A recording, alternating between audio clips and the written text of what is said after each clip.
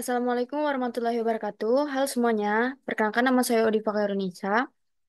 Di sini saya akan mengerjakan soal ujian tengah semester mata kuliah Akuntansi Keuangan 2 dengan dosen pengampunya yaitu Bapak Madani Hatta. Di sini kita akan membuat video pembelajaran. Yang pertama itu ada soal teori dan konsep. Untuk soal pertama yaitu Provisian adalah bagian dari kewajiban bersyarat yang jumlah dan kapan pelunasannya belum dapat dipastikan secara pasti. Namun, perusahaan harus mengakui dan melakukan pengungkapan terhadap provisian ini dengan beberapa syarat yang harus dipenuhi. Salah satunya menyangkut tingkat kemungkinan terjadinya kewajiban ini. Jelaskan pada kondisi yang bagaimana perusahaan akan mengakui dan mengungkapkan suatu provisian. Perusahaan harus mengakui, perusahaan harus mengakui dan melakukan pengungkapan dalam provisian ini. Ada tiga tingkat. Ada tiga tingkat. Namun sebenarnya provision itu ada empat tingkat.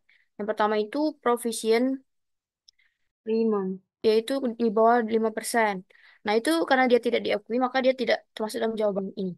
Nah, yang termasuk dalam jawaban ini yaitu tingkatan yang pertama itu bila tingkat kejadiannya lebih dari 5-50% atau possible, maka cukup diungkapkan saja. Dan yang kedua, bila tingkat kejadiannya lebih dari 50% dan sampai dengan 90% atau biasa kita kita tulis sebagai probable, maka harus diakui dan juga perusahaan harus membuat jurnal yang nantinya akan mempengaruhi laporan keuangan.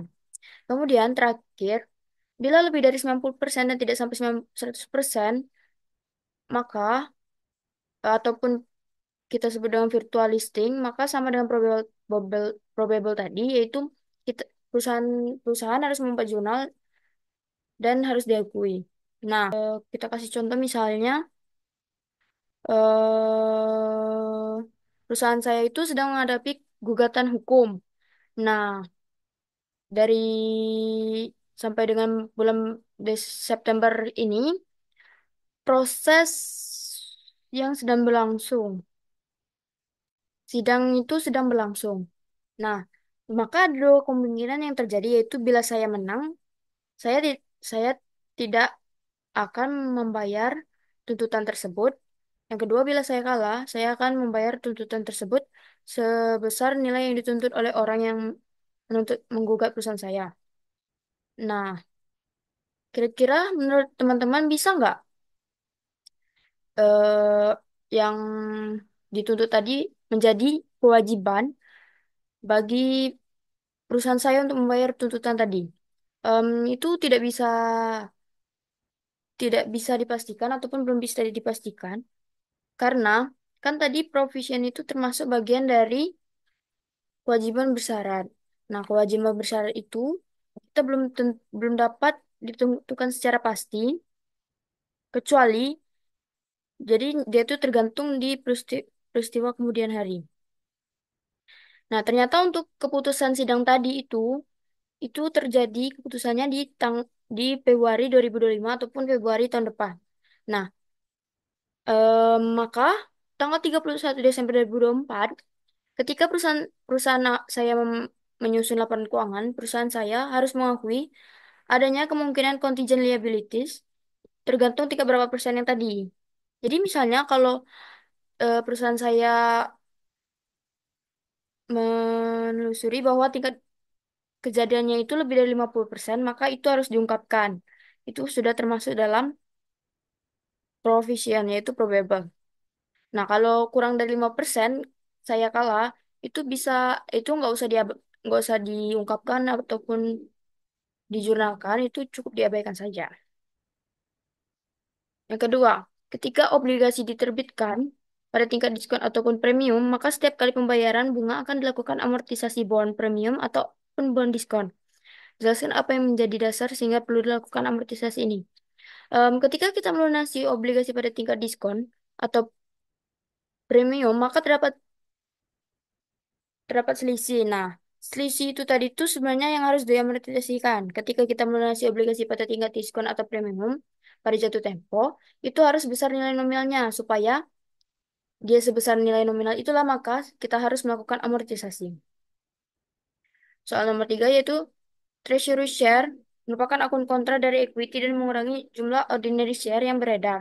Jelaskan mengapa dalam penyajian share capital ordinary di bagian equity pada laporan posisi keuangan, nilai share capital ordinary tetap dihitung berdasarkan jumlah saham yang diterbitkan dikalikan dengan nilai nominal per lembar saham ketika perusahaan menggunakan cost method untuk mencatat treasury share. Ketika saham yang beredar dibeli kembali ataupun ditarik kembali ataupun treasury share itu, otomatis dia mengurangi saham biasa yang beredar. Sedangkan ekuitas itu ditentukan berdasarkan berapa banyak saham yang beredar. Bila sahamnya ditarik, maka saham yang beredar berkurang. Maka otomatis ekuitas perusahaan pasti turun. Bila memakai nilai nominal, maka betul nanti di dalam share capital ordinary, nilai share capital ordinary-nya itu harus sebesar jumlah harga saham biasa yang beredar setelah ditarik. Nomor 4, salah satu alasan perusahaan melakukan pembelian kembali saham mereka yang beredar adalah untuk meningkatkan earning per share. Jelaskan mengapa dengan melakukan treasury share ini dapat meningkatkan earning per share. Jawabannya yaitu cara menghitung laba per lembar saham ataupun earning per share yaitu dengan membagikan laba bersih dengan saham yang biasa saham biasa yang beredar. Bila kita melakukan transaksi treasury share, maka jumlah saham biasa yang beredar akan berkurang, jadi pembaginya menjadi lebih kecil. Bila pembagi lebih kecil, maka menghasilkan earning per share yang lebih besar ataupun meningkat. Jadi salah satu alasan perusahaan melakukan pembelian kembali saham itu tadi untuk meningkatkan earning per share. Nomor 5, jelaskan bagaimana ketentuan akuntansi untuk penerbitan saham untuk mendapatkan aset non-cash ataupun membayar biaya atau jasa yang sudah diterima perusahaan. Ada kalanya kita menerbitkan saham untuk memperoleh aset selain cash, atau bisa jadi kita menerbitkan saham untuk membayar biaya tertentu. Ketentuannya, misalnya kita membeli tanah. Yang kita dapatkan kan tanah, tapi yang kita serahkan bukan uang. Tapi yang kita serahkan itu adalah saham perusahaan kita. Maka kita mencatat nilai tanah itu sebesar apa kira-kira? Bila kedua-duanya yaitu nilai pasar saham dan nilai pasar tanah memiliki harga pasar, itu dianggap semuanya nilai wajar.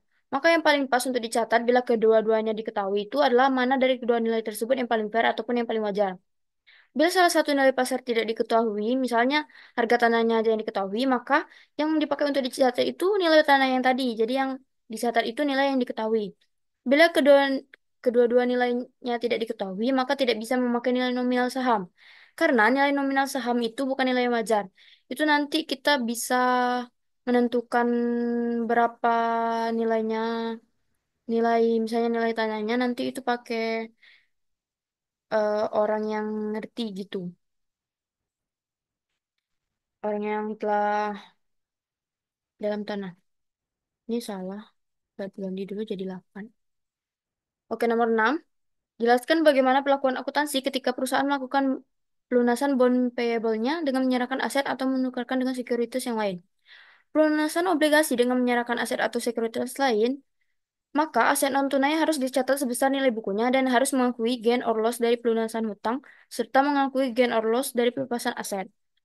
Selanjutnya nomor 7, ketika perusahaan menggunakan fair value untuk menilai non-current liabilities yang dimilikinya, maka perusahaan membuat jurnal penyesuaian. Jelaskan jurnal penyesuaian yang dibuat tersebut dan apa konsekuensinya pada laporan keuangan. Jika perusahaan menggunakan opsi nilai wajar dalam penilaian non-current liabilities, maka non-current liabilities akan dicatat sebesar nilai wajar dan mengakui adanya keuntungan ataupun kerugian kepemilikan yang belum direalisasi.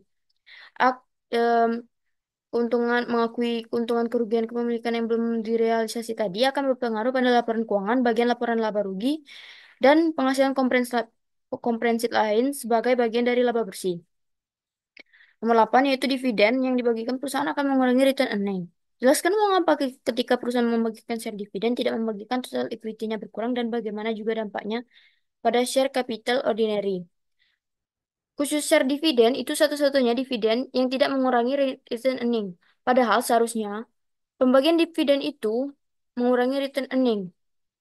Kenapa eh, pembagian dividen saham ataupun share dividen itu tidak mengurangi return earning? Ketika perusahaan membagikan hasil dividen tapi tidak mengakibat ekuitas berkurang. Ketika perusahaan membagikan dividen saham ataupun share earning, maka dividen itu dibagikan dalam bentuk saham. Maka saham itu akan diterbitkan. Bila saham itu diterbitkan, maka saham itu akan beredar sehingga di satu sisi return earningnya berkurang, di sisi lain ada penambahan di share capital karena saham beredarnya bertambah. Baiklah, selanjutnya untuk soal hitungan pertama karena saya NPM-nya genap, maka saya akan menyelesaikan soal dua. Soalnya itu untuk mendorong penjualan sereal sarapan Aladin, Loptin Company menempatkan satu kupon di setiap kotak. 5 kupon yang dapat ditukarkan dengan hadiah yang terdiri dari boneka tangan anak-anak. Pada 2022, perusahaan membeli 40.000 boneka dengan harga $1,50 per boneka dan menjual 500.000 kotak Aladin dengan harga $3,75 per kotak. Berdasarkan pengalaman sebelumnya terkait dengan penawaran hadiah ini, perusahaan memperkirakan bahwa 60% dari kupon yang diterbitkan akan dikirimkan kembali untuk ditukar dengan hadiah. Selama tahun 2022, 115.000 kupon telah ditukarkan. Yang dimintanya siapkan jurnal untuk mencatat semua transaksi yang diperlukan. Untuk yang pertama yaitu untuk mencatat pembelian 40.000 boneka dengan harga 1,50.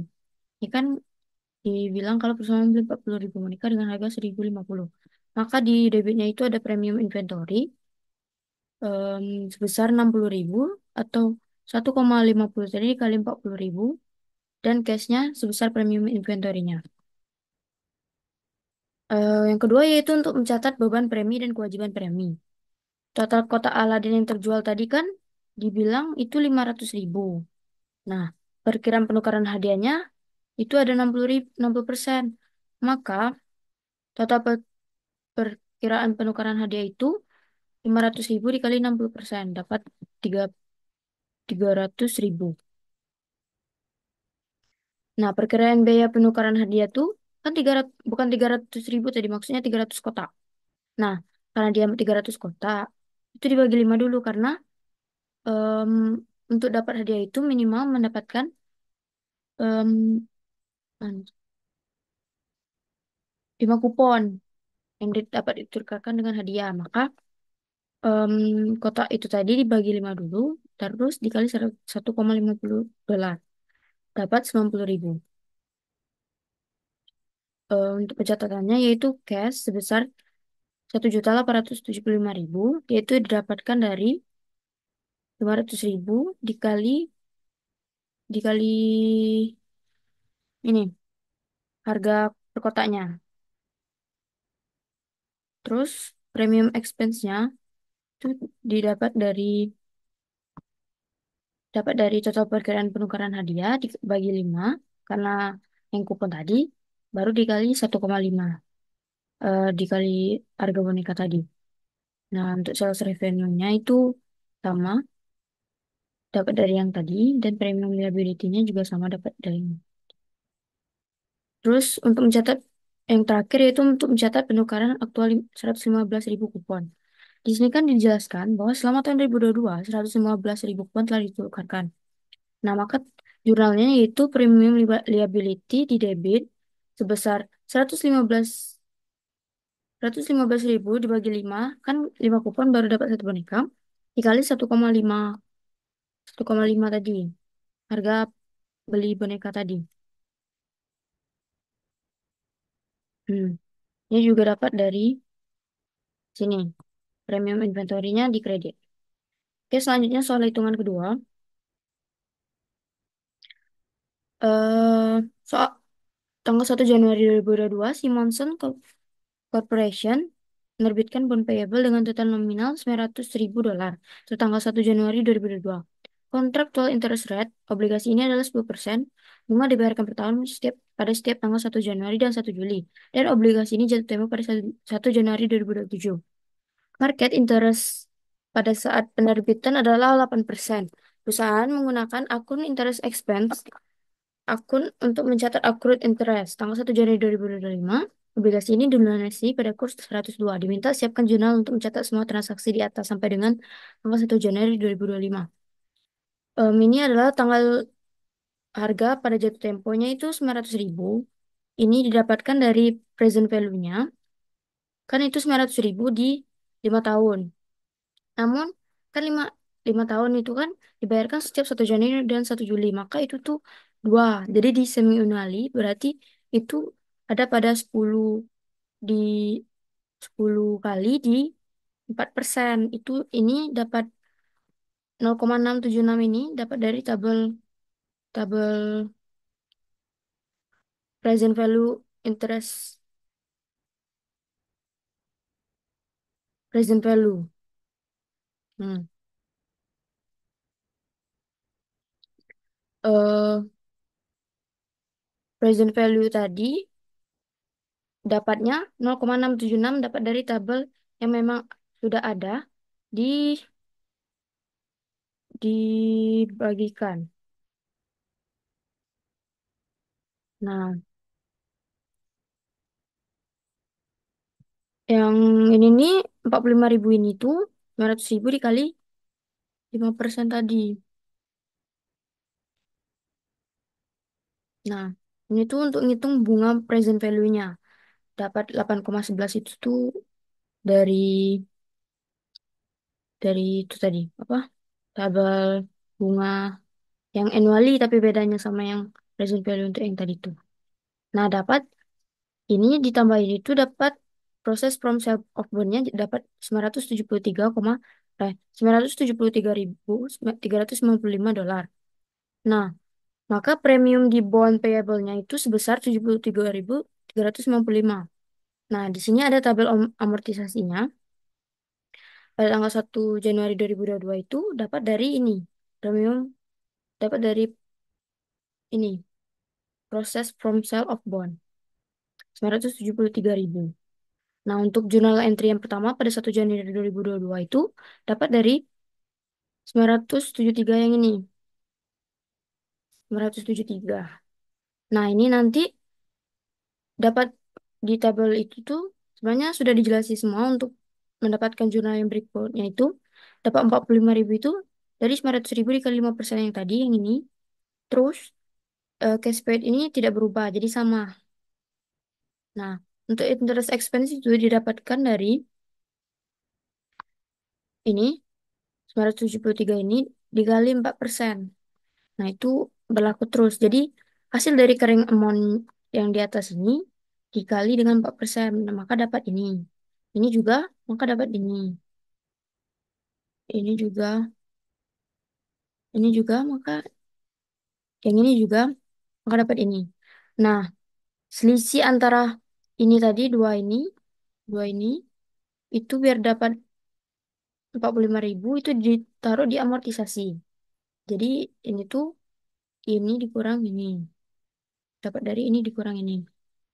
Nah, carrying amount-nya itu berkurang sebesar amortisasi. Jadi setiap ada amortisasi maka carrying amount-nya berkurang seperti ini 973 kurang 6.000 maka dapat 967. Begitupun seterusnya sampai di 1 Januari 2025 dapat carrying amount-nya sebesar 933.171.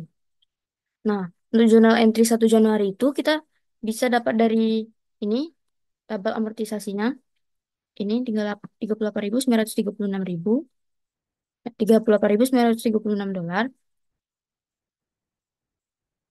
$693 maksudnya. Dengan cashnya itu sebesar amortisasi tadi. Nah, dapat bonds payable-nya itu dari cash paid-nya. Nah, begitupun seterusnya. Ini jurnal entry 1 Juli 2023 itu dapat dari tabel amortisasi yang ini 1 Juli 2023. Ini kan interest expense-nya 38.441 sama. Terus amortisasinya itu sebesar cash-nya. Nah, ini 6.599. Untuk bond payable-nya itu sama terus 45.000 sampai dengan jurnal entry 1 Januari 2025 nanti. Yang membedakannya itu hanya pada interest expense dan cash-nya. Interest expense dan cash-nya itu bisa didapatkan dari tabel amortisasi tadi sesuai dengan tanggalnya. Ini. Nah, karena pelunasan tadi dipercepat pada Januari, maka eh, re- reacquisition price-nya itu da- dapat 918.000 itu didapatkan dari 900.000 dikali ini. Nilai kursnya kan 102.000, 122%. Maka dapat reacquisition price-nya itu 918.000. Nah, untuk carrying amount of bond redeemment-nya itu dapat dari ini, nilai terakhir, jurnal terakhir. Nilai carrying amount dari jurnal yang terakhir. Jadi sisanya. Nah, maka gain on extinguishment-nya itu dapat 15.171. Maka jurnal yang dicatat itu pada debit itu ada bond payable sebesar $933.171. Terus ini dapat yang dari ini ya, dapat dari sini. Nah, untuk cash-nya itu dapat dari sini. Cashnya itu dapat dari reacquisition price-nya. Nah, dan gain on acquisition of bond itu sama kayak ini. 15.171.000. Nah, untuk selanjutnya ada soal hitungan tiga.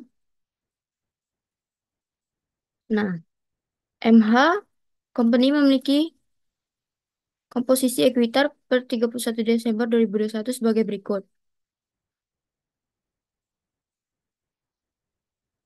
Share capital preference-nya 6%, 50 ribunya lembar per sahamnya, 20 ribu itu saham yang diautorisasikan, 6 ribu itu saham yang telah disebarkan dan disetujui. Nah, ini udah ada di Nah, selama tahun 2022 terjadi transaksi terkait ekuitas sebagai berikut. Yang pertama yaitu menerbitkan 10.000 lembar saham biasa untuk mendapatkan sebuah gedung dengan harga jual 160.000 pada brosur. Harga saham PTMH saat itu adalah 15% per lembar, $15 per lembar. Nah, diminta itu kan buatlah jurnal atas setiap transaksi yang 8 ini kan, 9 transaksi ini. Nah, kita sebutkan soalnya dulu. Untuk yang kedua yaitu membeli kembali 5.000 lembar saham yang sudah beredar pada harga $15 per lembar. Itu treasury share. Untuk nomor tiga itu menjual kembali 1.500 lembar treasury share tadi yang dibeli pada butir 2 pada harga 16.000 per lembar. Yang keempat, mengumumkan dividen atas saham preference dan juga atas saham biasa.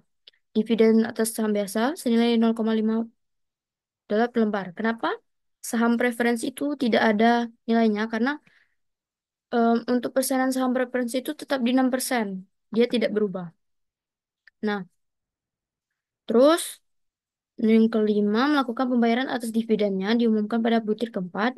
Yang keenam, menjual kembali 2.500 lembar saham yang dibeli pada butir kedua. Yang ini treasury share-nya dijual kembali pada harga 14% per lembar. Maka itu rugi. Yang ketujuh, PTMH mengumumkan pembagian dividen paruh kedua kepada pemegang saham biasa dan dalam bentuk aset. Non-kas maksudnya.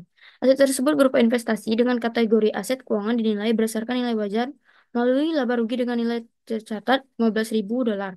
Pada saat pengumuman dividen, nilai wajar investasi tersebut adalah 17.500. Yang ke-8 mendistribusikan dividen yang dimaksud pada butir 7 kepada pemegang saham. Yang ke-9, PT MH menutup rugi tahun 2022 sebesar 15.000 ke saldo laba. Dimintanya buatlah jurnal atau setiap transaksi di atas. Terus yang kedua susunlah bagian ekuitas. Hmm. Terus jawab, untuk jurnal yang pertama itu kan dia menerbitkan 110.000 saham biasa untuk memberikan sebuah gedung dengan harga jual 160.000 pada brosur. Harga saham. Sedangkan harga saham PT MH itu ada 15 dolar per lembar. Itu kita catat sebesar nilai pasar saham. Karena di sini kan nilai pasar gedungnya kan kita nggak tahu kan. Nah, sedangkan kalau untuk yang brosur itu bukan nilai wajar. Jadi nilai wajarnya itu nilai harga pasar saham. Jadi, itu didapatkan dari 10.000 tadi, 10.000 lembar dikali 15%. Nah, kenapa share capital ordinary-nya dapat 100%? Itu karena di sini kan dijelaskan kalau share capital ordinary-nya tuh sebesar $10 per lembar. Maka itu harus dicatat juga sebesar itu. Nah, untuk selisihnya itu dicatat di share premium ordinary. Yang kedua, membeli kembali 5.000 lembar saham yang sudah beredar pada harga $15 per lembar. Itu treasury share karena membeli kembali saham yang beredar. Itu dapat jadi itu jurnalnya yaitu 5.000 lembar dikali $15. Itu treasury share pada debit dan untuk kreditnya cash. Terus yang ketiga menjual kembali 1.500 lembar saham yang dibeli pada butir kedua pada harga 16% $16 per lembar. Nah, treasury share-nya itu tadi kita jual kembali pada harga 16 dolar. Nah, untuk cash-nya itu kita di debit karena kita akan menjual kembali, maka kita akan menerima cash. Nah, itu sebesar nilai nilai saham yang terjual tadi. Sedangkan treasury share-nya itu kita dapat nilainya dari dari 1.500 tadi yang kita jual tadi dikali dengan harga pembelian pertama tadi. Harga 15 dolar tadi. Nah, selisih dari treasury cash dengan cashnya itu treasury share dengan cashnya itu kita catat pada share premium premium treasury sebesar ini 1.500. Untuk soal nomor 4, mengumumkan dividen atas saham preference dan juga atas saham biasa. Dividen atas saham biasa senilai 0,5% per lembar. Nah, untuk saham preference itu ada 6% dari $50 per lembar. Nah, kita catat maka dividen saham tadi itu kan 6.000. Nah, itu kan 6.000 lembar kan. Dibilang pada tanggal 4 itu kan 6.000 pada 6.000 lembar. Nah, itu dapat sebesar 5 dikali 50 itu nilai wajah nilainya tadi dapat sebesar 18.000 dividen saham preferensinya. Jumlah saham beredar pada 1 Januari itu kan 40.000 ini. Nah, sedangkan di yang ini selama tahun 2022 yang butir pertama itu menerbitkan 10.000 lembar saham. Maka saham yang beredarnya itu sebesar 50.000. Nah, karena penarikan kembali tadi yang ada pada soal nomor 2 tadi itu dikurang lagi dengan 5.000 karena kan ditarik kembali. Nah, karena ada yang nomor 3 tadi ada kan penerbitan kembali ini treasury share-nya, maka itu menjadi penambah dari saham yang beredar. Jadi jumlah saham biasa yang beredar itu sebesar 46.500. Jadi dividen saham biasa itu 46.500 lembar dikali 0,5 dolar sebesar 23.250. Jadi jurnalnya itu return earning-nya berkurang karena ini kan dicatat di debit sedangkan saldo normal return earning itu di debit. Di kredit maksudnya. Itu didapatkan dari ini dividen saham preference-nya sama jumlah dengan dividen saham biasanya. Nah, itu di debit, di kreditnya itu ada dividen payable karena ini kan belum terjual, maka ini dianggap sebagai utang. Nah, pada butir kelima yaitu melakukan pembayaran atas dividen yang diumumkan pada butir keempat. Nah, itu kita menghapuskan dividen payable tadi karena kan kita sudah melunasi utang kita yang dividen tadi sebesar yang tadi 1.250 pada cash karena kita masih cash pada dividen. Oke, soal nomor 6. Em, Menjual kembali 2.500 lembar saham yang dibeli pada butir 2 pada harga 14 dolar per lembar. Nah, kan tadi kan menjual yang kita treasury share pertama tadi 5.000 dijual kembali 1.000. Nah, ini dijual kembali lagi 2.500% pada harga 14 dolar. Maka ini itu rugi sebenarnya. Jadi, jadi yang di di debitnya itu cash sebesar 2.000 2.500 lembar tadi dikali 14%. Nah, seharusnya kan treasury share-nya itu kan didapatkan dari 2.500 lembar tadi dikali 15% harga harga pembelian treasury share yang pertama tadi. Nah, karena ini ada selisih antara treasury share dengan cash-nya, karena ini rugi, maka share premium treasury-nya itu berada pada debit sebesar selisih yang tadi, selisih antara treasury share dengan cash. Terus nomor 7, itu PTMH mengumumkan pembagian dividen paruh kedua kepada pemegang saham biasa dalam bentuk aset non-kas. Aset tersebut berupa investasi dengan kategori aset keuangan dinilai berdasarkan nilai wajar melalui laba rugi dengan nilai tercatat 15.000 dolar. Pada saat pengumuman dividen, nilai wajar investasi tersebut adalah 17.500 dolar. Nah, karena ini bukan cash, kita harus menyesuaikan dulu nilai investasi saham pada nilai wajarnya. Nilai tercatatnya itu kan 15.000. Nah, sedangkan nilai nilai nilai wajarnya itu 17.500. Nah, di situ kan ada selisihnya. Nah, maka selisihnya itu disebut sebagai unrealized holding gain or loss income. Jadi jurnal untuk mencatat penyesuaian nilainya itu share investment ataupun pembagian investasi pada debitnya sebesar ini dan unrealized-nya pada kredit sebesar ini. Nah, jurnal untuk mencatat pengumuman dividennya tadi, return earning-nya sudah berkurang sebesar 17.500 itu didapatkan dari nilai wajarnya tadi. dan propertinya juga didapatkan dari nilai wajar tadi. Jadi yang dicatat itu dari sebesar nilai wajar. Nah, nomor 8 lagi, mendistribusikan dividen yang dimaksud pada butir 7 pada pemegang saham. Nah, yang nomor 7 tadi itu dividennya dibayarkan pada nomor 8. Jadi, yang ini kan properti dividennya masih payable ataupun utang. Maka kita harus menghapus properti dividen payable-nya sebesar 17.500 dolar dan share investment-nya juga sebesar di kredit share investment kita berkurang sebesar 17.500. Nah,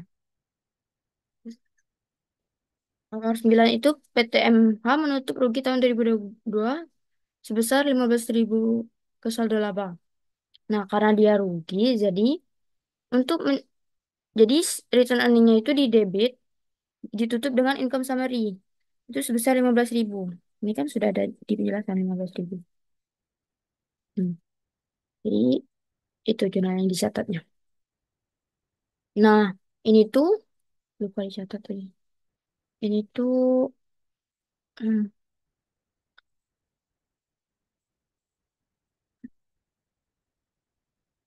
bagian ekuitas atas laporan posisi keuangan per 31 Desember. Ini tuh. Kita,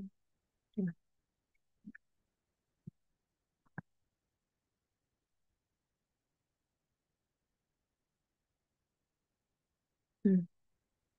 Jadi ini tuh bagian dari ekuitas atas laporan posisi keuangan per 31 Desember 2022. Itu share capitalnya preference-nya karena tidak ada penambahan, kan nggak ada share capital preference-nya kan di sini. Ini nggak ada kan? Nggak ada. Di sini nggak ada. Sini nggak ada. Sini nggak ada. Maka itu sebesar soal tadi. Besar 6% dengan nilai per lembar saham 50.000, 20.000, 20.000 saham yang diautorisasikan dan 6.000 saham yang telah disebarkan dan disetujui. Maka itu sama. Nih, sama. Besar 300.000. Nah, share capital ordinary-nya tadi kan ada perubahan kan?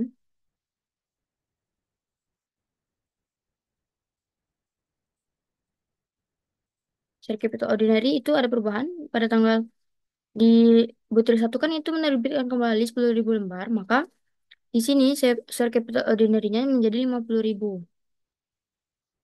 Nah, kan share capital muncul pertanyaan kan share capital ordinary itu pada tanggal 2 itu dibeli kembali. Kenapa itu tidak tidak dicatatkan atau tidak dikurangi? Itu itu ada jurnalnya sendiri, bukan jurnalnya sendiri, ada pencatatan sendiri, yaitu di sini di treasury share. Itu karena termasuk treasury share tadi. Hmm. Jadi itu share capital ordinary-nya tuh yang dicatat itu ya yang diterbitkan. Jadi 50.000 tadi, 40.000 tadi ditambah dengan 10.000 pada yang nomor satu ini. Jadi hasilnya yaitu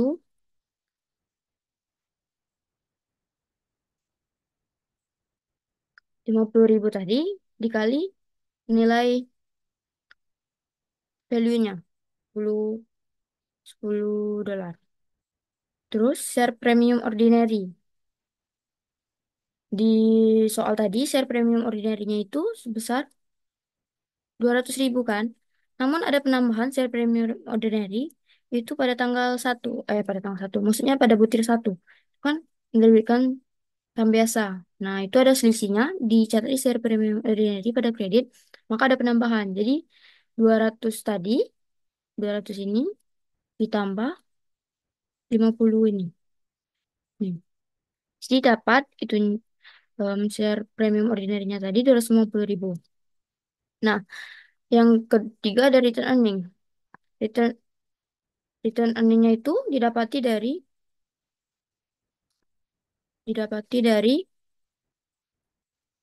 nah, didapati dari oh, didapati dari kan pertama return earning-nya itu ada di 50.000. Namun di sini pada butir keempat itu berkurang 41.250.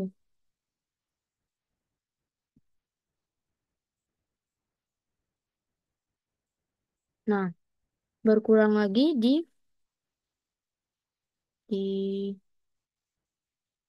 mana? Nah, di nomor 7 ini berkurang lagi 17.500 dan berkurang lagi di nomor 9 sebesar 15.000. Maka dapat return earning-nya itu minus. Jadi minus 23.750. Nah, selanjutnya ada treasury share sebesar 1.000 lembar. Mengapa 1.000 lembar lagi? Kan treasury share-nya itu awalnya 5.000 kan. Terus itu dijual kembali em, 1.500 lembar. Jadi sisanya itu ada 3.500 lembar. Nah, di butir keenam itu dijual kembali 2.500 lembar. Maka sisanya itu ada 1.000 lembar. Nah, itu 1.000 lembar. Mengapa hasilnya ini negatif? Karena itu pengurang. Nah, yang selanjutnya ada share premium treasury. Ini ada pengurangnya. Share premium treasury. Nah, share premium treasury itu kan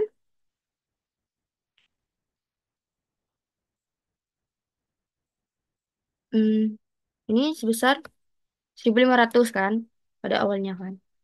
Namun ada pengurangan di nomor 6 karena share premiumnya itu mengalami rugi. Maka 1.500 itu dikurang 2.500. Mendapatkan minus 1.000. Maka total equity-nya itu su, maksudnya penjumlahan dari ini itu sebesar seri- total equity pada 31 Desember 2022 itu sebesar 1.010.250 dolar.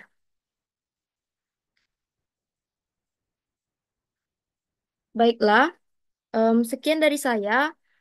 Maafkan bila ada salah kata dan eh, maafkan bila ada salah kata, kepada Allah saya mohon ampun. Terima kasih telah mendengarkan video saya. Wassalamualaikum warahmatullahi wabarakatuh. Dadah.